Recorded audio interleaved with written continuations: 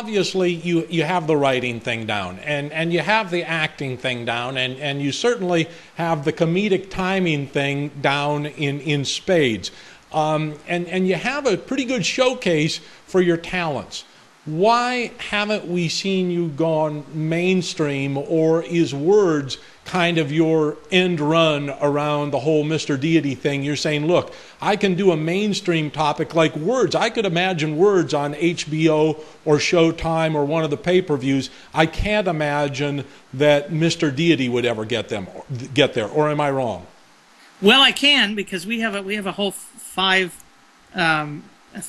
season outlined for the Mr.Deity show if we were able ever to do it, on a half-hour basis. I think there's so much stuff we could do. We're very limited in what we can do because we don't have any budget. Sure. And I'm doing this full time now. I'm basically just at the point now where I'm subsistent. I throw a little money to Sean and Jimbo. Amy just steals everything I have right from me. So she gets her way. And the show, if we could open it up, if you could bring in just sets and a little bit of special effects every now and then, there's no end to what we can do with this show. I mean, if we could shoot the ministry of Jesus through the Mr.Deity cosmography, I mean, there's no end to how much fun we could have, and there's no end to what we could do with that. And we do have other projects. We're gonna shoot a pilot for a series that I've written called Estranged, about a marriage and family counselor who goes home one day to find that his wife has left him.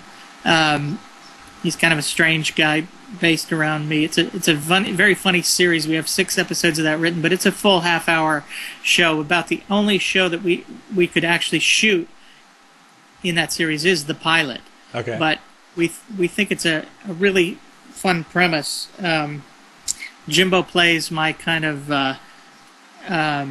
he's kind of a bit of a born-again Christian friend. I'm kind of agnostic, and then Sean plays my philosophically hedonistic next door neighbor.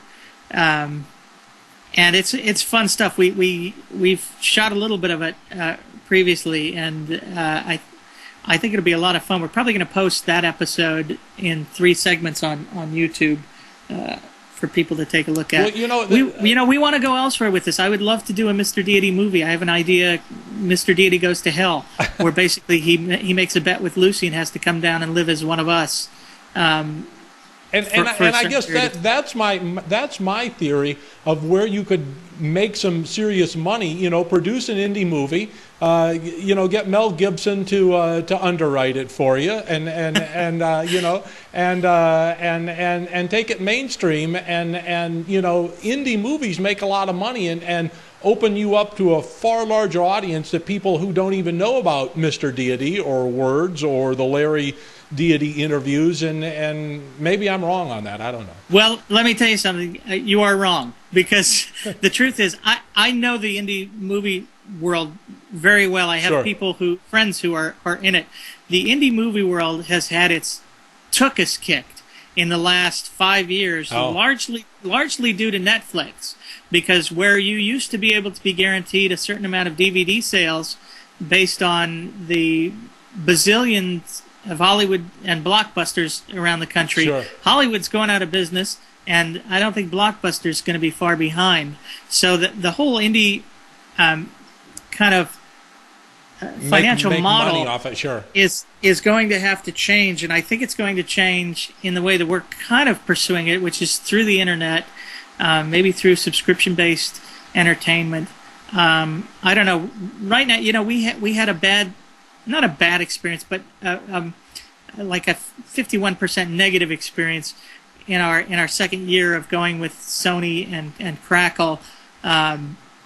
The money was good for us, but the promotion was lacking, and we lost everything we'd built up in the first season. And we kind of feel like at this point that it's really up to us to make this thing happen. So we're going to try to keep as much control as we can. And you know what? I'm happy doing this if I can eke by a meager living. I feel like it's important stuff.